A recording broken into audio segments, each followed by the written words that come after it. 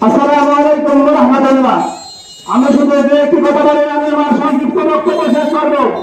সম্মানিত উপস্থিতি, গত বছরের এই দিনে জগৎপুর সাথের মতো বসে থাকা খুনি হাসিনার স্বৈরাচার সরকার সবল বলে পালিয়ে গিয়েছে।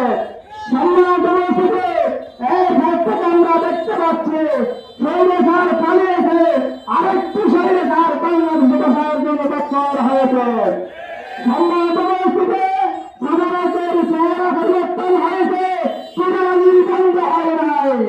আমি শরীর সরকার পক্ষ থেকে হুঁশিয়ার করে বলতে চাই, মহেশখালী রানাছে কেনাছে সেখানে সুনামি চলেছে, অভিশপ্তার যদি সাধারণ বন্ধ না হয় তাহলে দুর্বার আন্দোলন গড়তে হবে। সম্মানিত উপস্থিতি, সিএনজি সকল যানবাহন থেকে যেই সমস্ত সাধারণ হচ্ছে আমরা এই সাধারণের নির্বাচন করে থাকবো ইনশাআল্লাহ। সম্মানিত উপস্থিতি, আগামী দিনে যে নির্বাচন হবে সেটা সেই নির্বাচন হচ্ছে একদিকে সরকার এবং সাধারণের